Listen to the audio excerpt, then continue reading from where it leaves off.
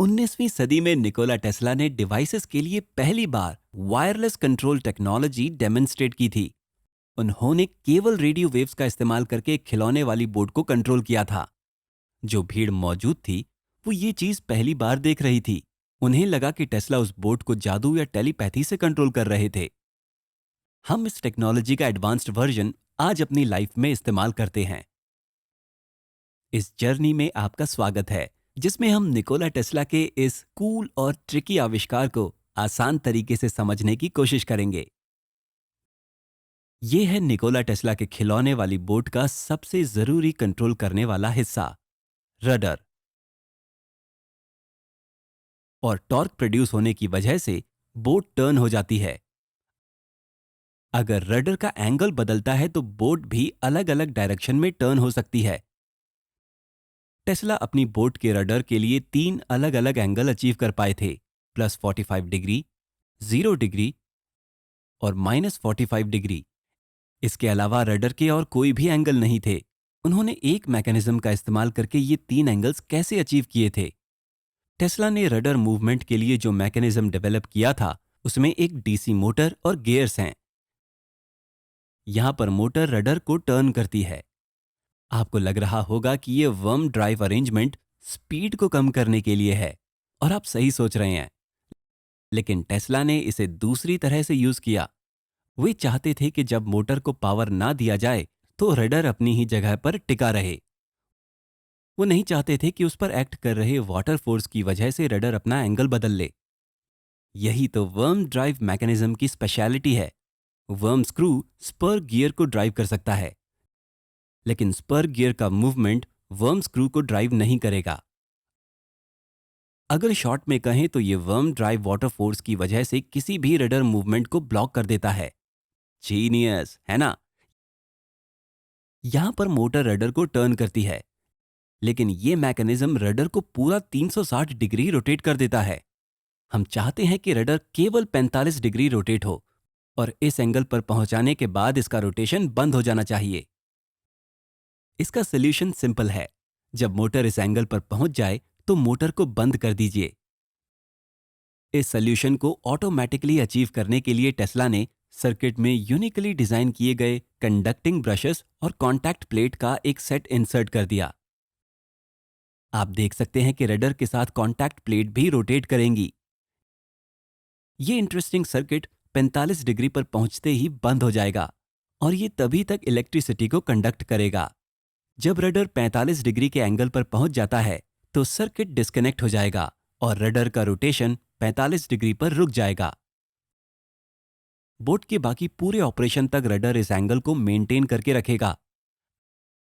आमतौर पर एक इलेक्ट्रिक मोटर किसी मैकेनिज्म को कंट्रोल करती है, लेकिन टेस्ला की इस जीनियस डिजाइन में मैकेनिज्म इलेक्ट्रिक मोटर को कंट्रोल करता है। अब सवाल यह है, आप रडर को फिर से 0 डिग्री एंगल पोजीशन तक कैसे रोटेट करेंगे? आसान है, मोटर को रिवर्स डायरेक्शन में रोटेट करवाइए। आप देख सकते हैं कि मोटर में मैग्नेटिक फील्ड जनरेट करने के लिए उसी सर्किट में कॉइल को भी कनेक्ट किया गया है। अगर हम इस मैग्नेटिक फील्ड के डायरेक्शन को रिवर्स कर दें तो मोटर उल्टी डायरेक्शन में टर्न हो जाएगी।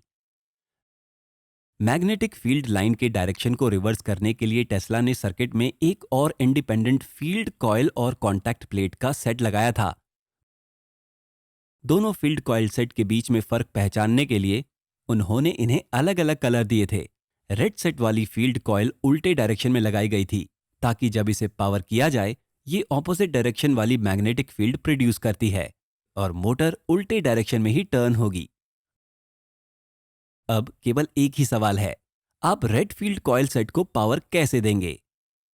यही वजह थी कि निकोला टेस्ला ने सर्किट में एक यूनिक ड्रम का इस्तेमाल किया था।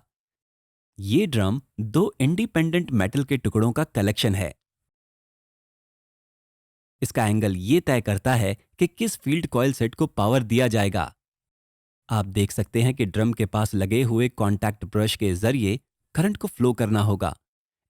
इस एंगल पर रेड सेट वाली फील्ड कॉइल को पावर दिया जाएगा। अगर ये ड्रम 180 डिग्री घूम जाता है तो येलो सेट को पावर दिया जाएगा। जैसा कि हमने पहले देखा था, रडर के रोटेशन के दौरान येलो ब्रश का येलो कॉन्टैक्ट प्लेट के साथ कॉन्टैक्ट टूट जाता है और सर्किट डिस्कनेक्ट हो जाता है। अब हम चाहते हैं कि रेड फील्ड कॉइल एक्टिवेट हो जाए। यहीं पर निकोला टेस्ला का रिमोट कंट्रोल आता है। इनकी डिवाइस कुछ इस तरह से इलेक्ट्रोमैग्नेटिक पल्स प्रोड्यूस करती थी कि एक पल्स से ड्रम 90 डिग्री रोटेट हो जाए। इस वीडियो के एंड में हम देखेंगे कि उन्होंने इलेक्ट्रोमैग्नेटिक पल्स से एक मैकेनिकल मूवमेंट कैसे अचीव किया। इस केस में टेस्ला ने 2 पल्सेस भेजी। ड्रम 180 डिग्री रोटेट होता है और रेड वाला सेट एक्टिवेट हो जाता है। आप देख सकते हैं कि रेड ब्रश डिस्कनेक्ट होने से पहले रडर ऑपोजिट डायरेक्शन में 90 डिग्री टर्न होता है। दूसरे शब्दों में कहें तो रडर -45 डिग्री के एंगल तक पहुंच जाता है। अगर टेस्ला को रडर 0 डिग्री पर रोकना हो तो उन्हें क्या करना पड़ेगा? क्या आप इस सिनेरियो के लिए कोई सोल्यूशन सजेस्ट कर सकते हैं? यहां पर एक सिंपल ट्रिक है। जब रडर 0 डिग्री एंगल पर पहुंच जाए तो सिर्फ एक पल्स की जरूरत है। ड्रम 90 डिग्री रोटेट होगा। कोई भी कॉइल सेट एक्टिवेट नहीं होगा क्योंकि ड्रम के रेड और येलो दोनों ही पार्ट ब्रश को छू नहीं रहे होंगे। शॉर्ट में कहें तो रडर का मोशन 0 डिग्री पर रुक जाएगा। इस तरह से टेस्ला इन तीनों एंगल्स को अचीव कर पाए थे। इस इन्वेंशन का सबसे जरूरी हिस्सा है ड्रम मैकेनिज्म।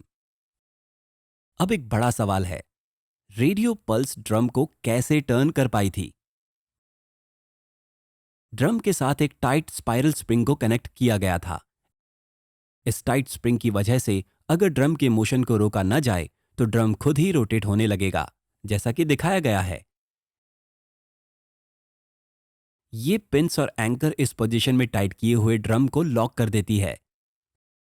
स्पष्ट रूप से यदि एंकर थोड़ा ऊपर की ओर बढ़ता है तो ड्रम ऑटोमेटिकली एक परफेक्ट 90 डिग्री टर्न ले लेता है।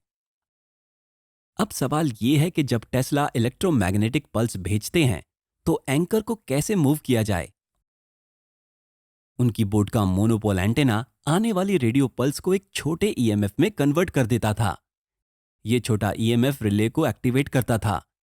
ये रिले एक दूसरे रिले के सर्किट को बंद कर सकता था, जिसकी वजह से एंकर ऊपर की तरफ मूव हो सकता था और ड्रम टर्न हो सकता था।